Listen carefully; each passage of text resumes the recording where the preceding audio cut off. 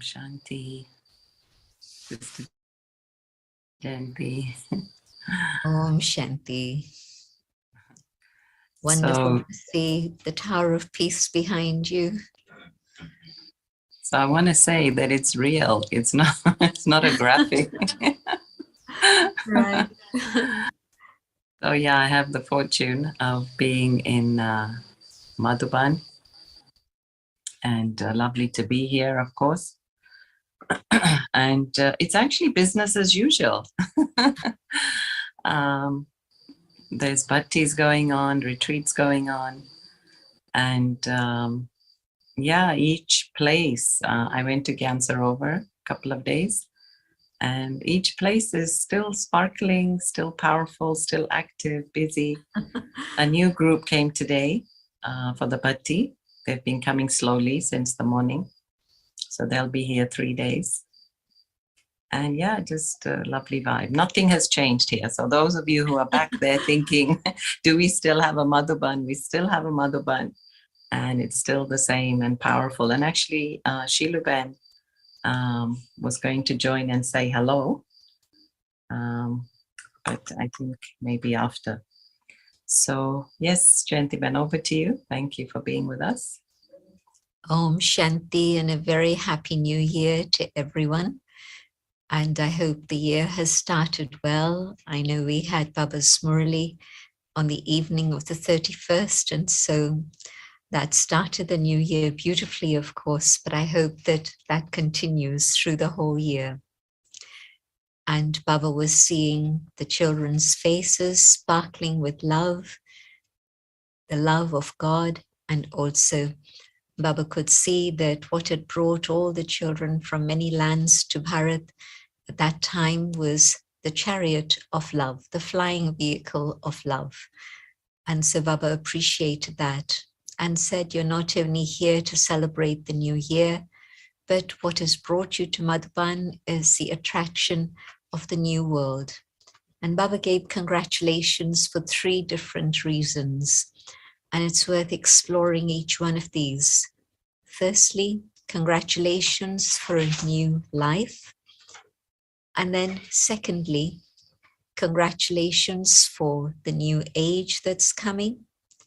And thirdly, congratulations for the meeting with Baba and the Divine Family. And so I was thinking, well, to what extent do I appreciate my new life? And where would I be if Baba hadn't found me and given me this new life?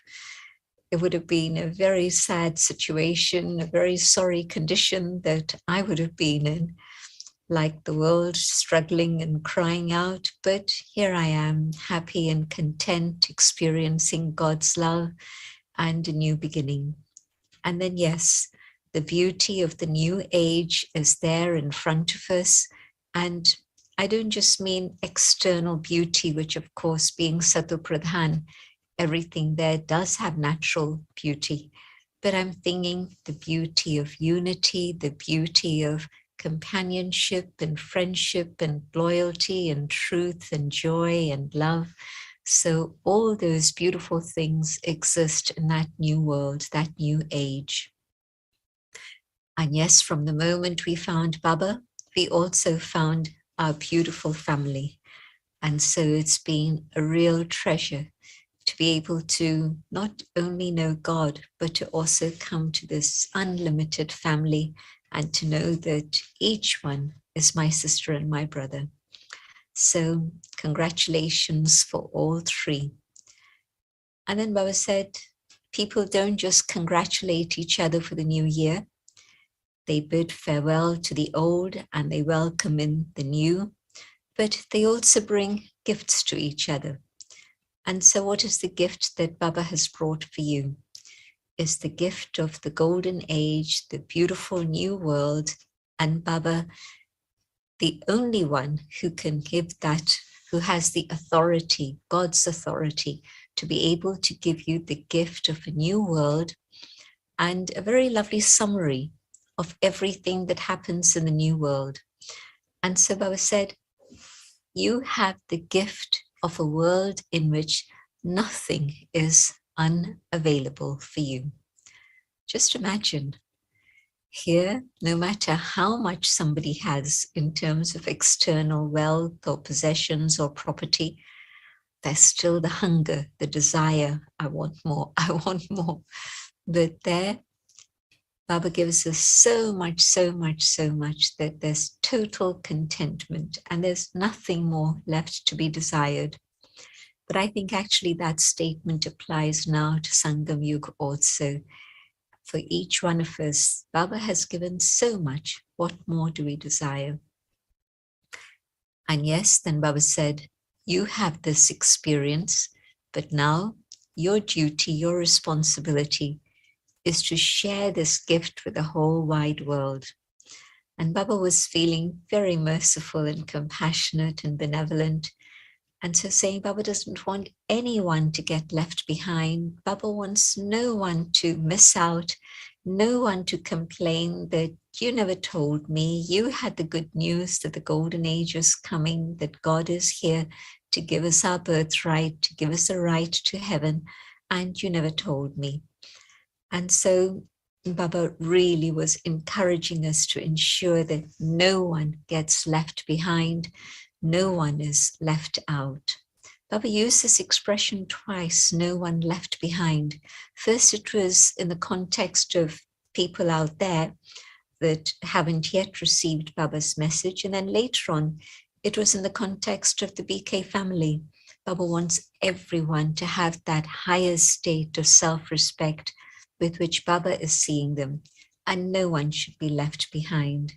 And I was thinking that it's the mantra that people at the UN now use, let there be such sustainable development that no one is left behind.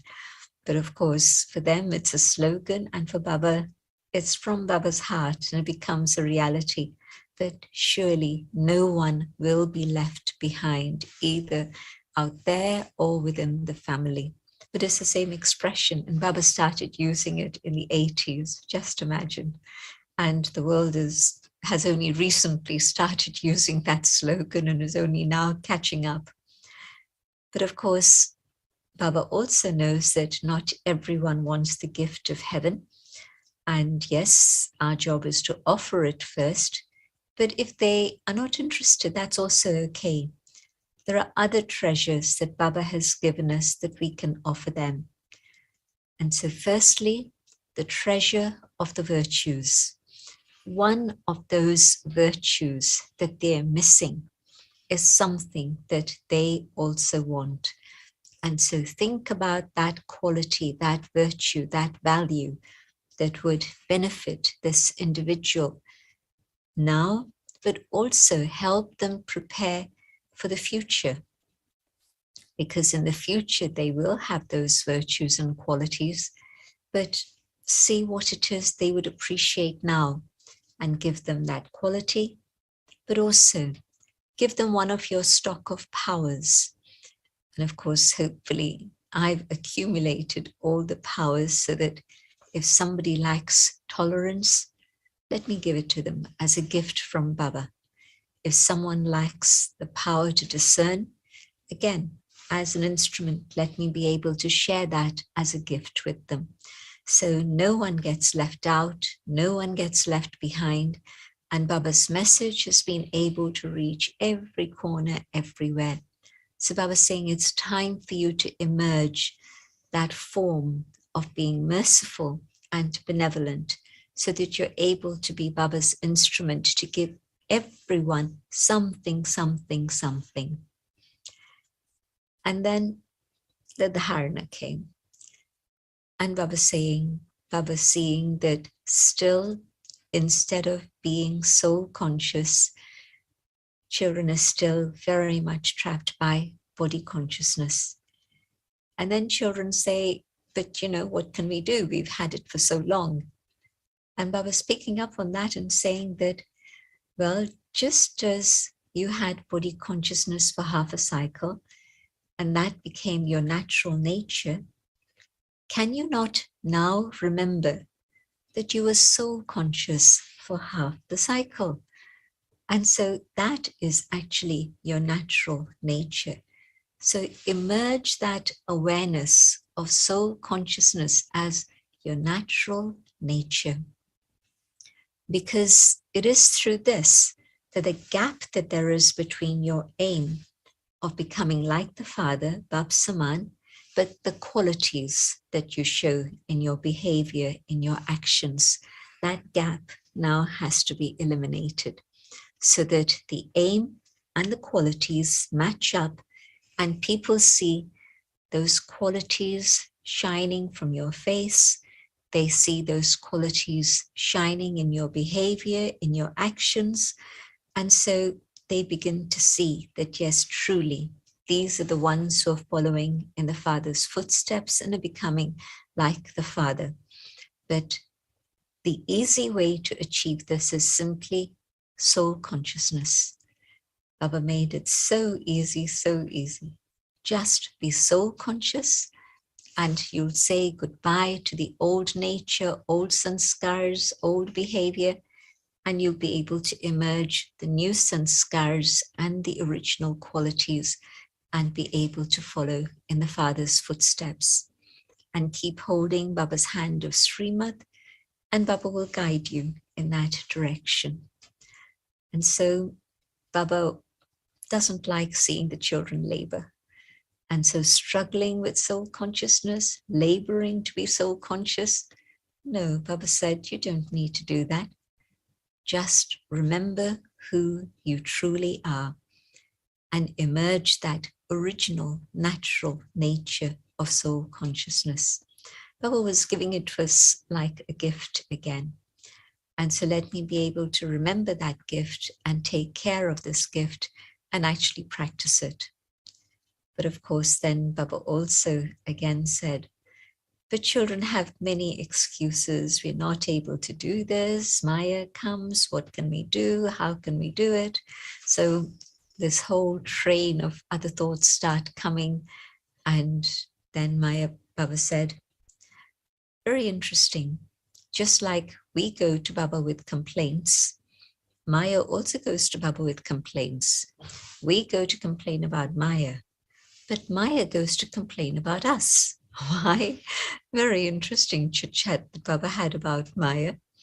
Baba said, Maya is saying to me, I know it's my time to go, but what can I do? The children keep invoking me. How can I not go to them if I'm being invoked? And the invocation, weak thoughts. When weak thoughts, wasteful thoughts begin, I'm not sure that I can do it. Maybe I can, maybe I can't. Oh, but I don't have the possibility, or I don't have the help, or whatever.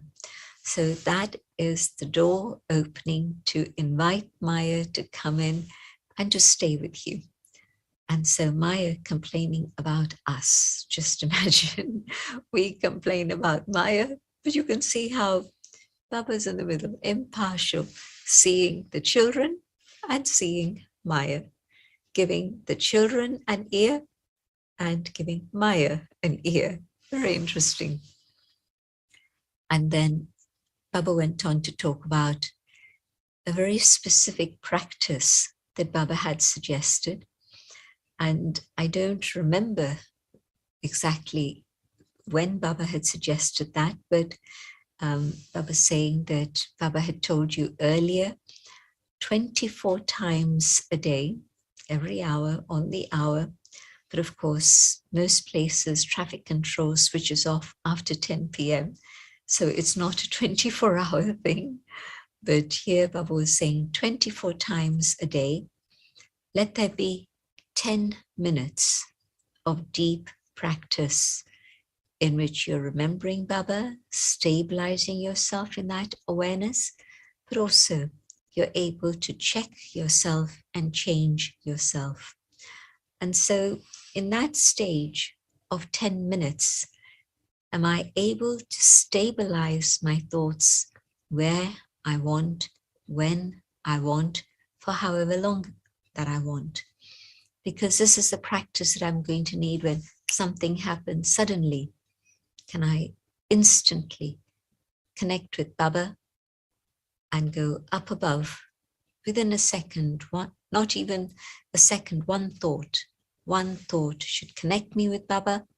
One thought should take me up above to be able to see what signal Baba has for me and what it is I need to do. Where do I need to go? Do I need to stay put? What is it that I need to do now? So the long period of time for making effort, that's practically gone past, but just a little bit of time remains, but at least now I can practice this. And Baba, very, very gentle and soft. Okay, you don't have the possibility of doing it for 10 minutes. Okay, try with 5.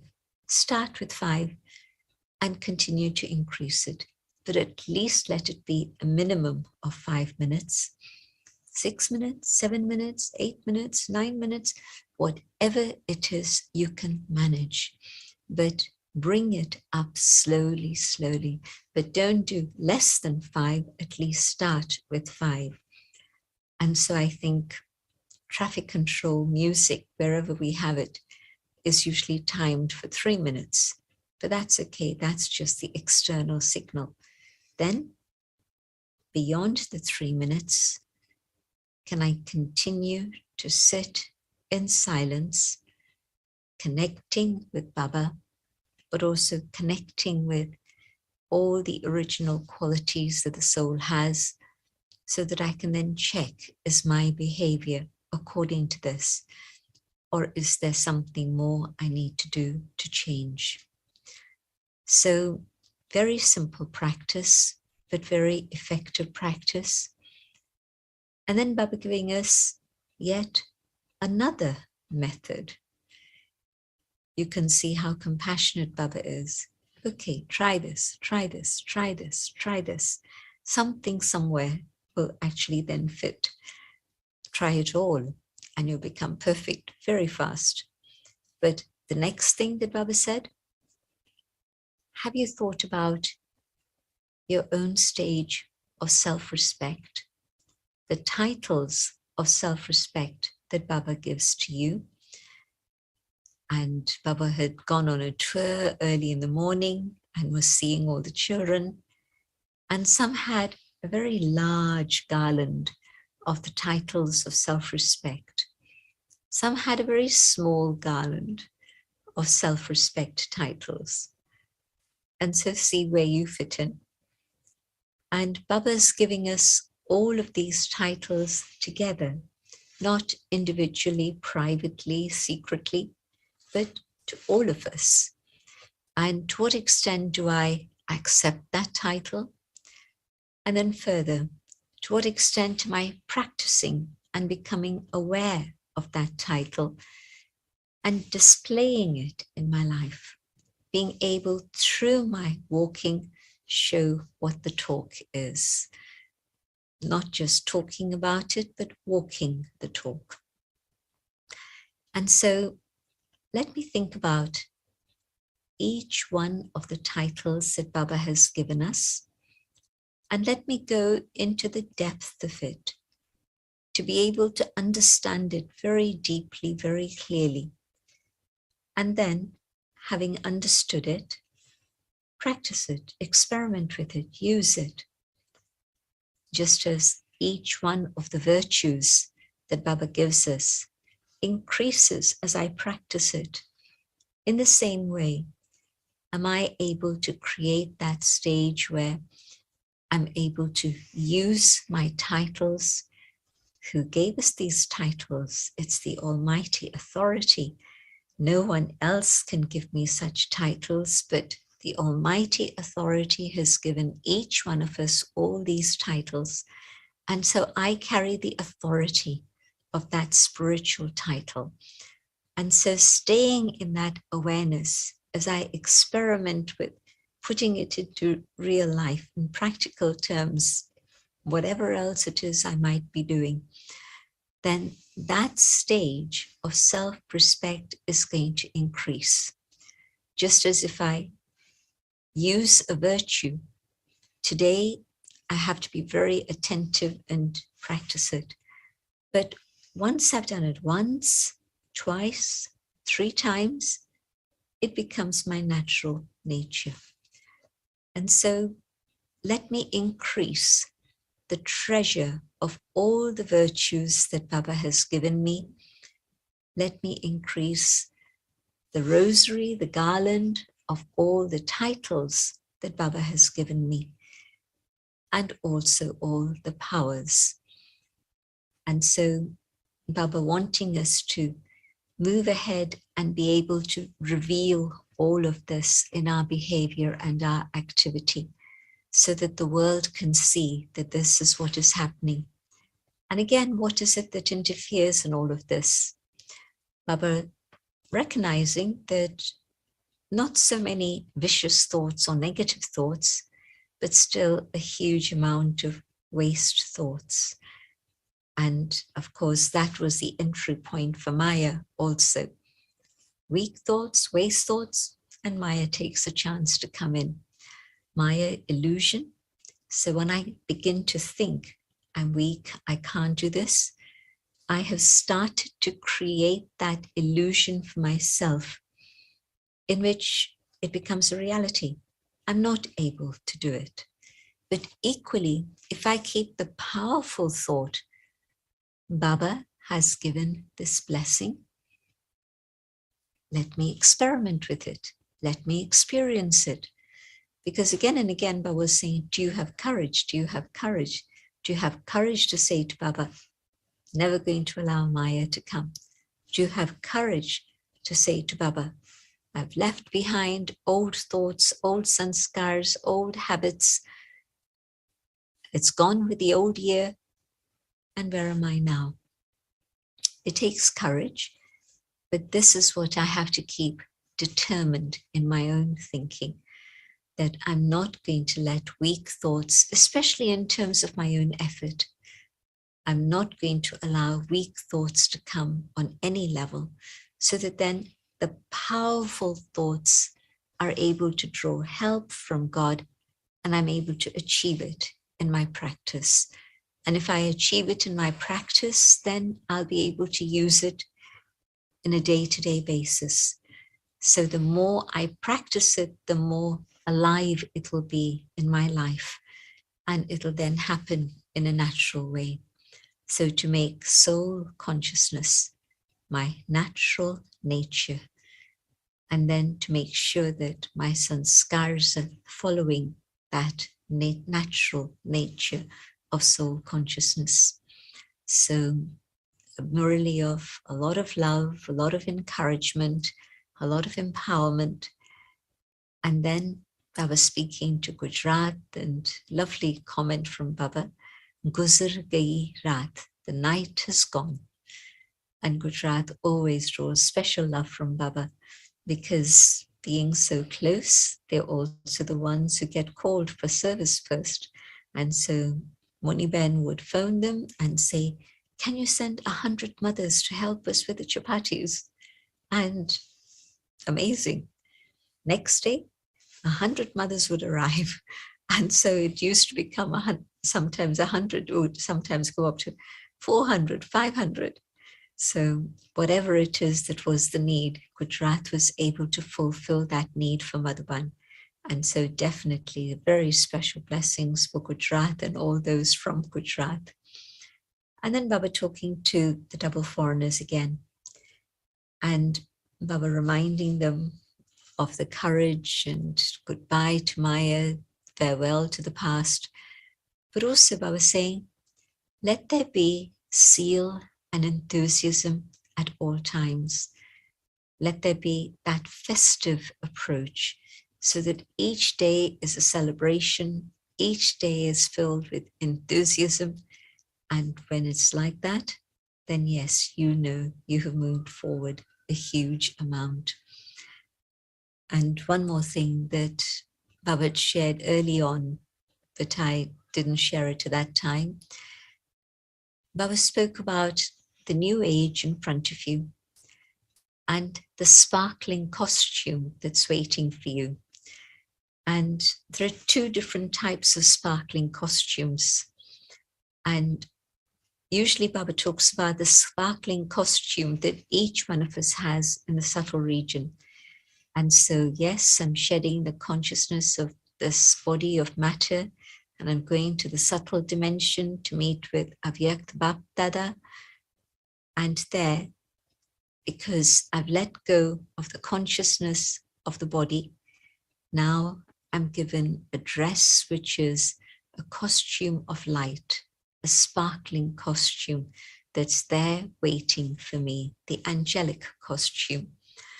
But in Satyug, it's not another costume I put on top of this one, but the sparkling costume is my new form. I've let go of this, I've gone home, and from my home, I've come down into the world which is Sattva Pradhan, and beautiful parents with whom I have no karmic accounts except the bond of eternal love. And so there's a baby sparkling costume waiting for me. And when that baby is born, then it's as if light radiates from that costume. The parents also, of course, but especially that child. So that sparkling costume is waiting for you, Baba's saying. And so can't you see that sparkling form in front of you? And then let go of this. Baba's offering me something so beautiful, so lovely. How can I say no to Baba? And so Baba also saying that the more you see the beauty of Satyug, and your heart is drawn to that, and in your eyes, it's that world of truth that is there, Satyug, the age of truth, the more detached you'll be from the old world, and the more ready you'll be to leave all the things of the old world behind. So, lovely message from Baba of love, of empowerment. And so now over to Arunaben. Yes, thank you so much, Jayanti. So we have Shilu Ben here. If we can spotlight her, and it's hard for me to see everything, but yes, okay. So welcome, Shilu Didi. So Shilu Ben is going to say a hello to everyone. Can you hear me? Yes, very clearly. Yeah, thank you, Jayanti Ben. Thank you, Aruna Ben, for inviting me to be with all of you straight from Madhuban. It's a beautiful evening, and for us, I don't know for what it is for you, maybe afternoon, or for some it may be morning, but here we just had Bhatti, and Bhatti has started for brothers and sisters of Chandrapur, Maharashtra, and I just returned from there, had my dinner, and Aruna Behen very kindly invited me to be in this beautiful online gathering, which she hosts every Monday, as I'm told. And also, thanks to Jayanti Ben to hear you about the beautiful Murli, which Baba spoke the other day. And yes, we're all in the minds, we are always with each other. And I'm sure that one day, very soon, you all will come to Madhuban. So thanks to Aruna Ben, thanks to Jayanti Ben. Jayanti Ben has already invited me for the NC meeting, and hope to see all of you there at that time. Maybe some will come, I'm sure, and we'll have the double foreigner season once again. So thank you very much, Aruna Ben. Thank you very much, Jayanti Ben, for this beautiful meeting which is going on today. Thank you. So Shilu Ben, before you go, yes, a message for the double foreigners who are missing Madhuban. Yes. What would you like to say to them? The message is, come soon, come soon. We are all waiting here with open arms to welcome the double foreigners. And I'm sure you will all be here. And I know this corona will go away soon. It's not going to stay for long.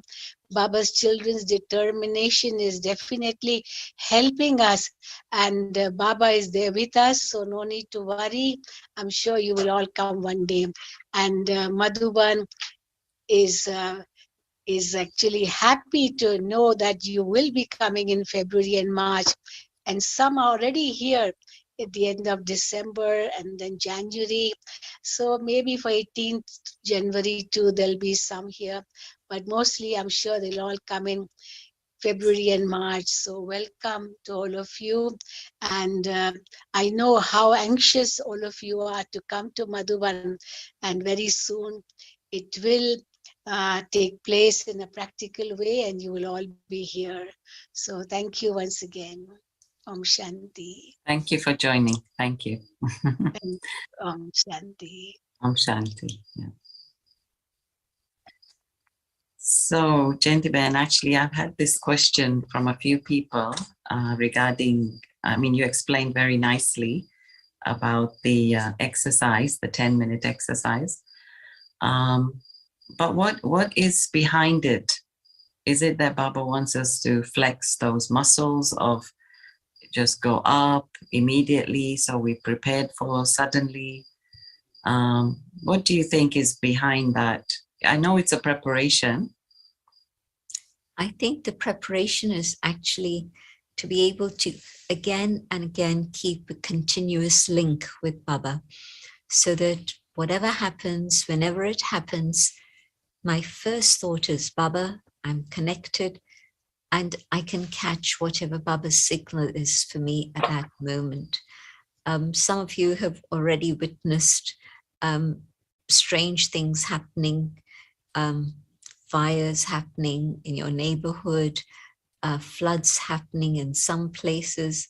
In London at the moment, we have 16 degrees Celsius, which is not normal for January. It shouldn't be this temperature. It's very pleasant weather, but it should be a different time of this year, different weather this year. So climate change, of course, is a reality, and things will happen. Typhoons and tornadoes are happening at a very fast rate. So at that moment, what will I do? Will I turn to this one, this one, this one? Will I remember my son, my daughter? Where are they? How can I reach them? Are they going to be okay? Or am I going to say, okay, let me connect with Baba? So if I've developed this deep practice of connecting with Baba again and again, quickly, within a moment, and holding it in that consciousness for a stretch of some minutes, many minutes, starting with 5 minutes, moving it further, so that I'm able to hold that awareness. Because at that moment when things are happening suddenly, I'll need to be in constant contact with Baba. And the governments are going to switch off all the tower receptors for the mobile phones, because they don't know what's happening at that moment. Is it a terrorist attack? Is it really just nature? What is it? They don't know. And they know that people communicate on the mobile, so they're going to cut all those communication links. It's part of the strategy that different places have talked about. We know that that will happen. So who can help me? Who's going to give me a signal? It's going to be Baba.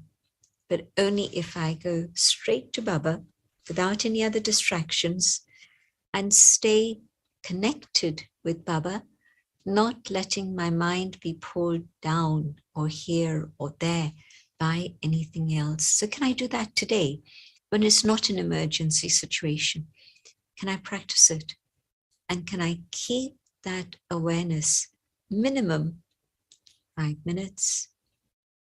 And if I can, carry on, carry on, carry on, so that I develop that habit and that ability to go straight there. You know, it's like if you're finding your path to a different destination, if you've done a trial run, you know to go from here to there and the shortest way to go from here to there. Then next time, when you actually have to make it according to a very strict time schedule, you say, yes, I know it takes 5 minutes, it takes 7 minutes, and I know how to get there. And as soon as a signal is given, you start moving there. Well, in this case, again, to what extent have I practiced going to Baba, staying with Baba, and then doing whatever it is Baba tells me to do? And so I need to train myself to do this. Yeah, it's funny you say that, gentlemen, because we have to do these trials for these Zooms. So we did the trial yesterday so that it would work today. And actually we have 4 of us in 4 different places, the tech team. Actually, gentlemen, connected with this, often, you know, people are in a dilemma about using facilities. So for example, like, okay, we have to learn to detach from air conditioners and heaters like here. And then some people say, but if you have it, why don't you use it? And so they don't then practice the detachment. And I mean, I think we should also practice detachment even when we have it. Anyway, what is your thought about this? I mean, okay, it's not that we want to suffer, but at the same time, I think we do have to have things and still try to be without them. Otherwise, we will never. See why I'm saying that, gentlemen, because if I don't have it and I can do without it, there could be this feeling of poor me. And that's why I'm in a way suffering, but I'll deal with it. But if I have it and I don't use it or manage without it, then isn't that mastery? It is. A, it's mastery. B, it's preparation, because I don't know when I won't have it, because for sure there's going to be electrical blackouts everywhere, not just in the developing world, but even in the developed world. I mean, if whenever there are floods in the UK, we hear about 10,000 homes without electricity for X amount of days or weeks. The same thing in Canada or in West Coast USA now. But all of these things are going to happen wherever I am. And whatever it is I'm most dependent on, that's going to hit me hard. And so even though I have it, can I gradually acclimatize myself, maybe for an hour, a few hours, some hours, to manage without? Because there will come a time when I will be tested. And if it is that I can't tolerate the cold, I need the heat, and I'm used to the heaters, I go to Madhuban and there's no heaters, what do I do then? It's a problem for me. Or the other way, that there is no electricity wherever it is we may be, and I don't have that. Am I going to remember the electricity in the facility? Or am I going to say, okay, can't do anything else, just sit to remember Baba? And so I'll use my time in a worthwhile way. But thirdly, also, the more I manage without, the more I'm reducing my carbon footprint. And I think that's also part of what we all need to do.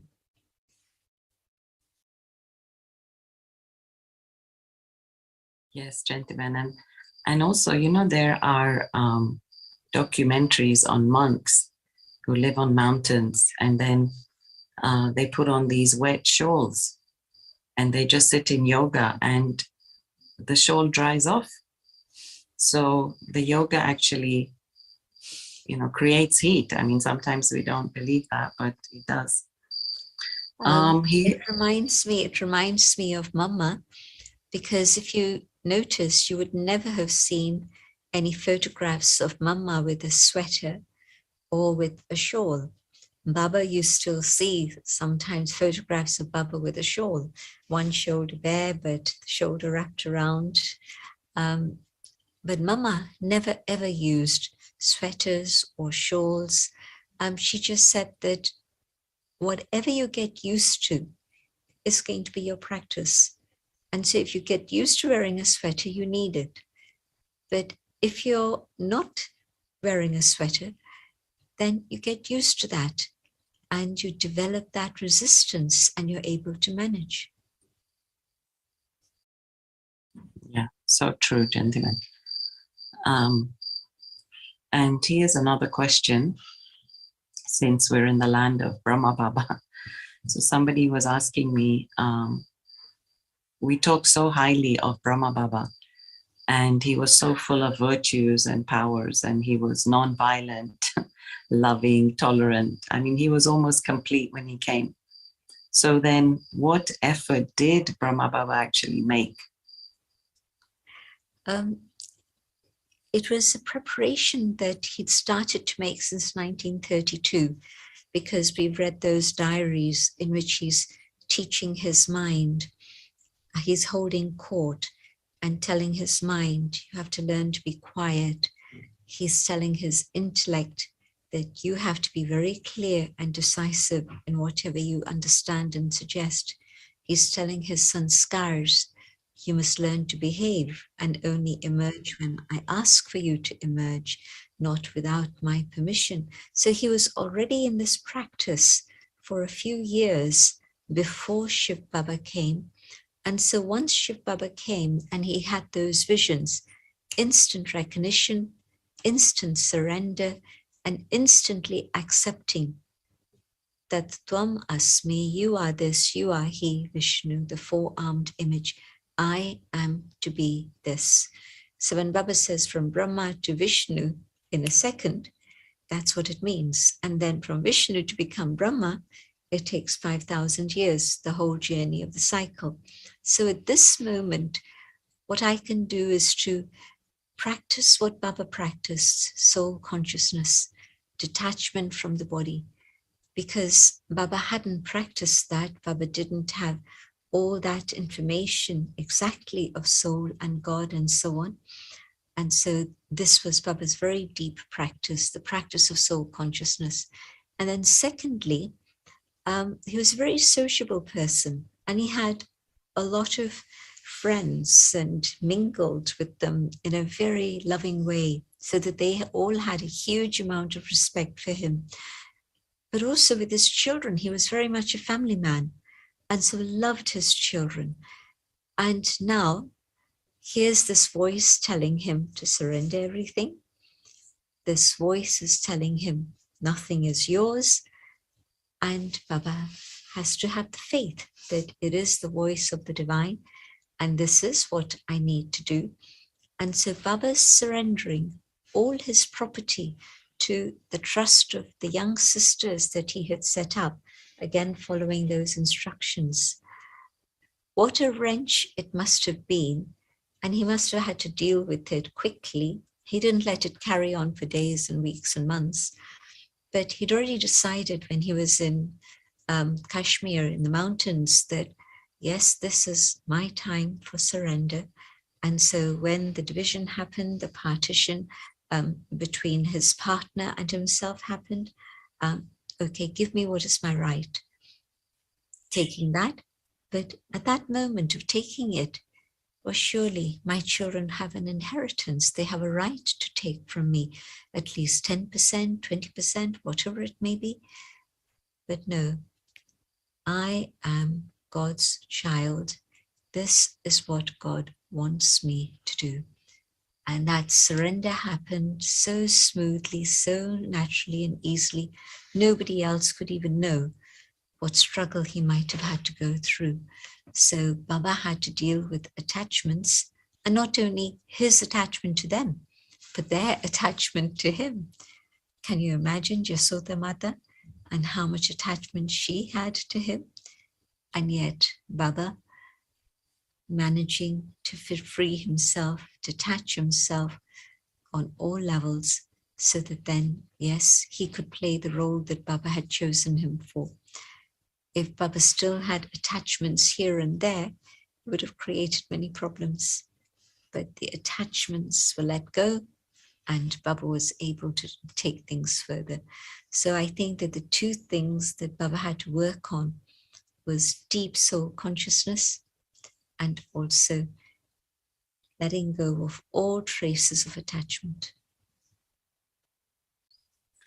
So maybe on the heels of that question, then somebody's asking your own experience of taking on something and working through it and having success. Would you like to give any examples of how you've tackled situations in terms of self-progress? I've had to deal with anger. I've had to deal with attachments. And you have to realize that these sanskars are very, very, very deep, and not get disheartened because you think you finished it and then it pops up again, maybe in a milder way, maybe not so severe, but it's telling you, hey, I'm still here. I haven't gone away and I'm not going to leave so quickly. So you have to have a lot of patience with yourself, be very open with Baba about how far you've got and what help you want from Baba.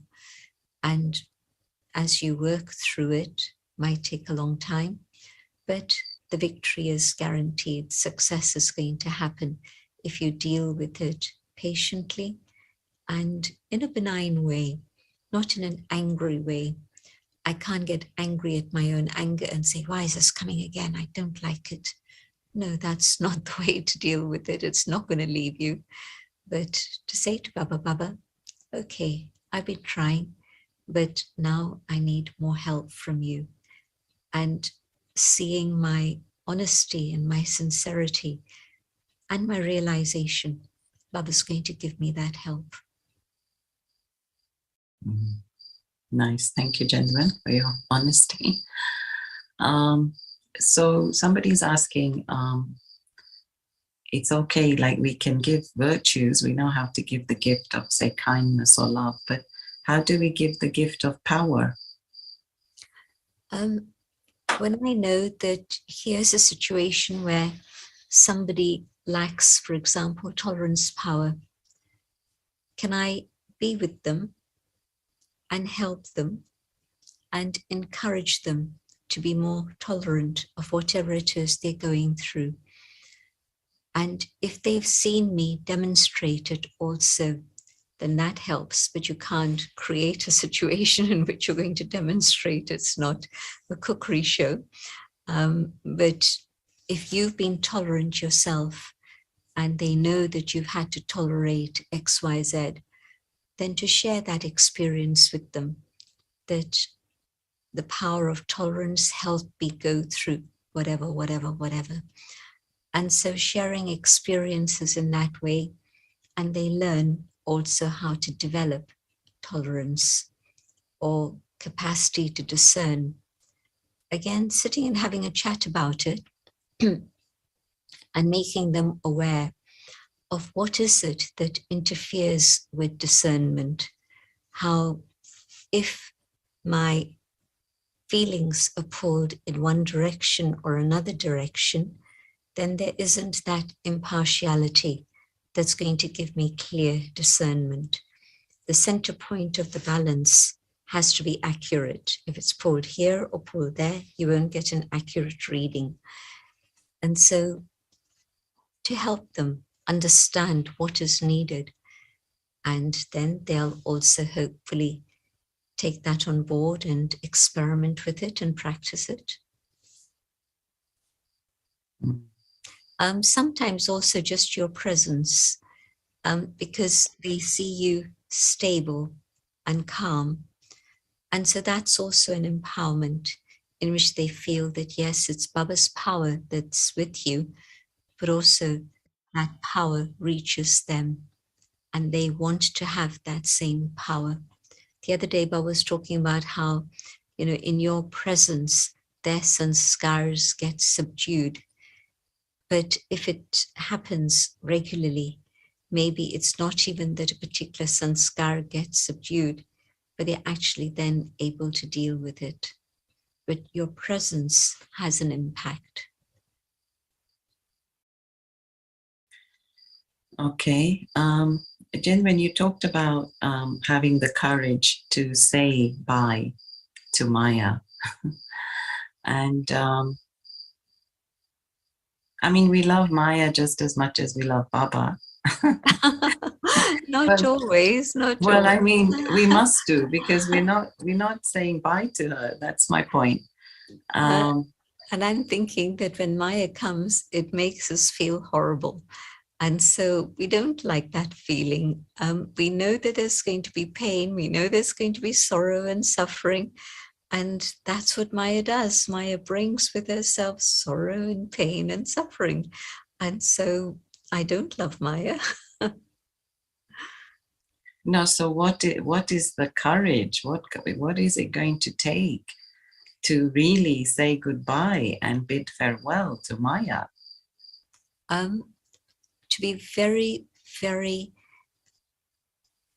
determined, and determination is not enough, it's not the right word, but to develop that willpower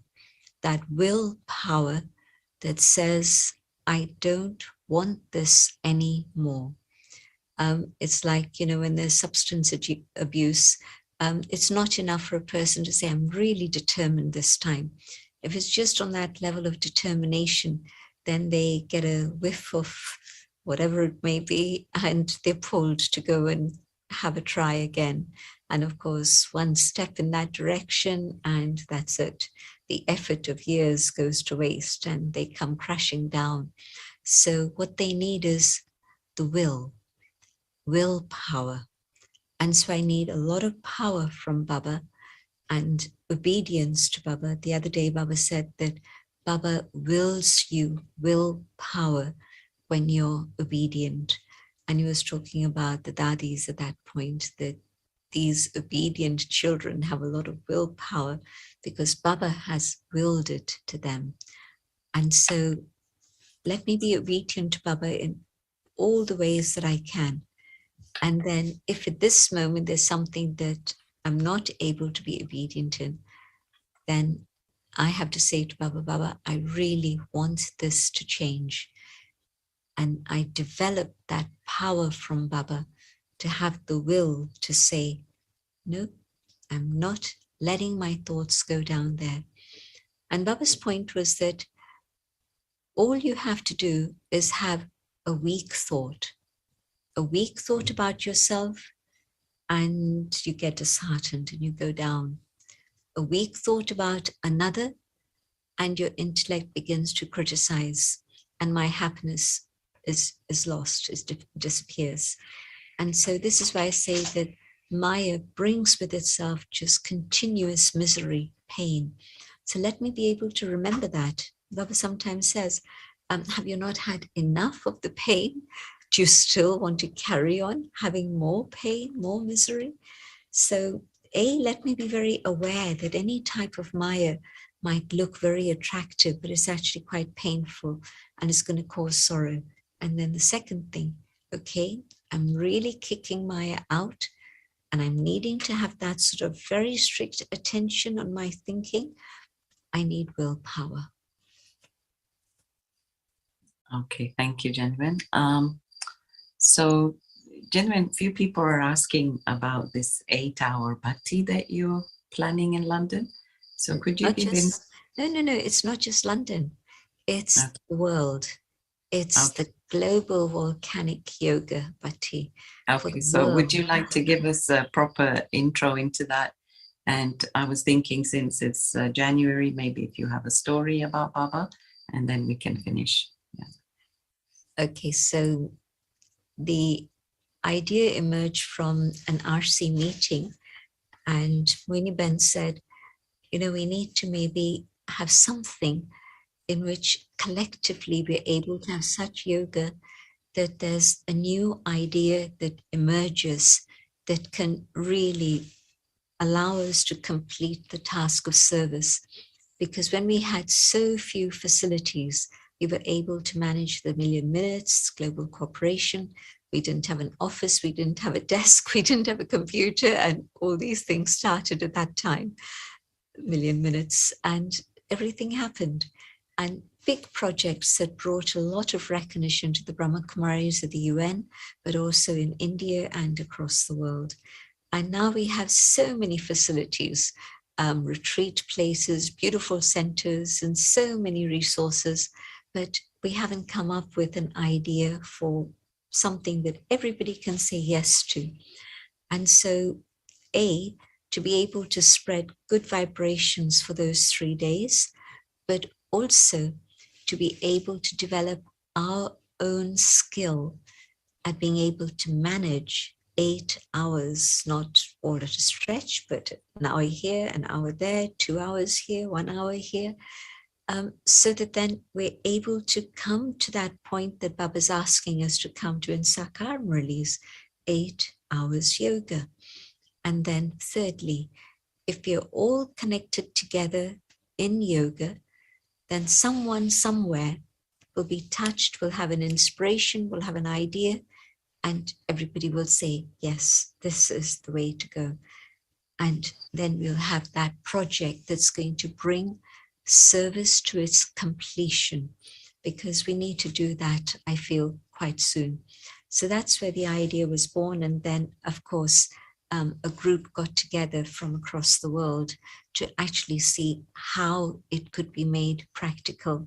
And there's a lot of communication with India, of course, because you can't have something happening across the rest of the world and leave out the place that has the largest Brahmin population, and which is to be our future home. And so to get Bharat on board. And so then all those communications happened, and then Dadi Ratan Moini sent out this letter inviting everybody to join in this bhatti. And so that's how it's begun.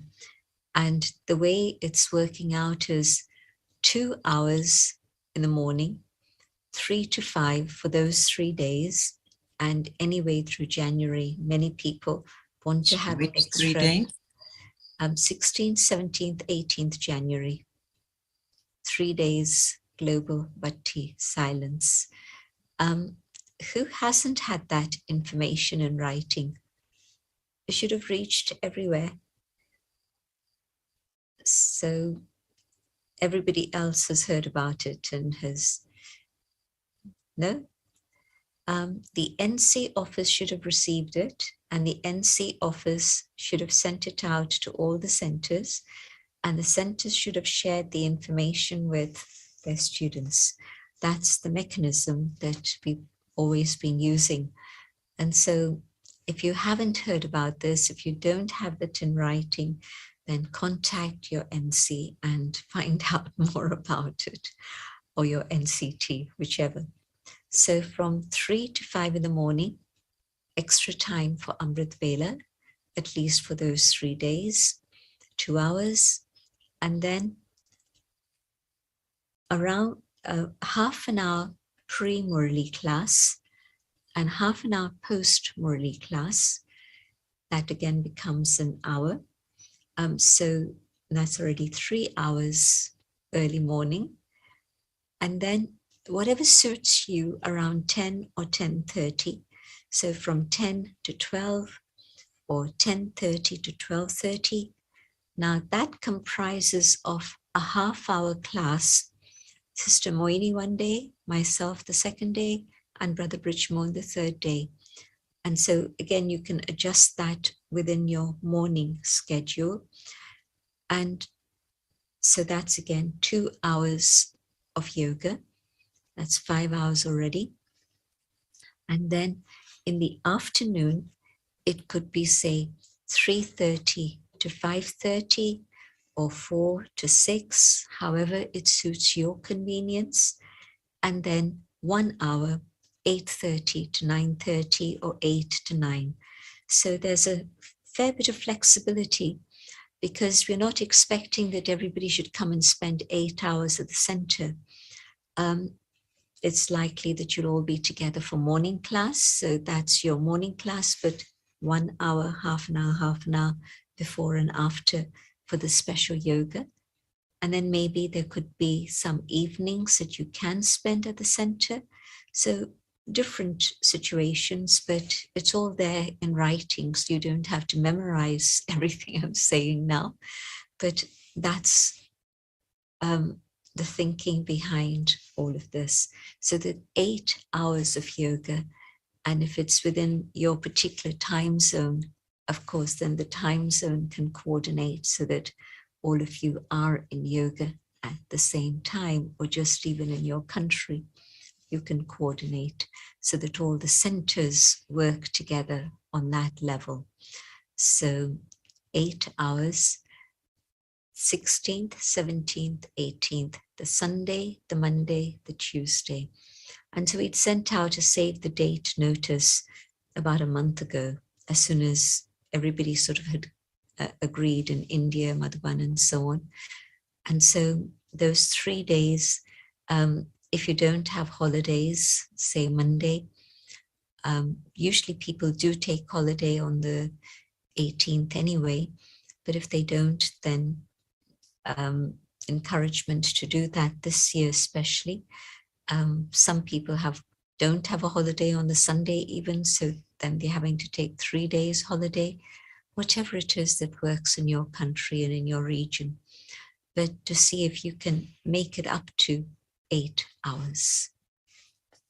And there'll be lots of resources available, and that will be available online, and you can print it out and keep it for yourself, snippets of Avyakt Murlis, whatever else. So that's going to be there. And then 3 days, at least for half the day or 1 day, maybe you can devote evenings or mornings, whatever time works out, for a couple of hours to keep up communication. So if people need to know if you're alive or not, you're communicating with them. But the rest of the time, digital detox. Put away your phones, put away your laptops, put away your iPads and whatever else, so that really you keep your mind clean and clear to be with Baba. And my expectation is that I'll be able to do this because I won't get any emails. Other Brahmins are also going to be in digital detox and Avyakt stage. And so I won't get any emails and I won't send any emails. So we can all enjoy 3 days without that. Yeah. That's great. Thank you, gentlemen. So yes, Marian is putting up the information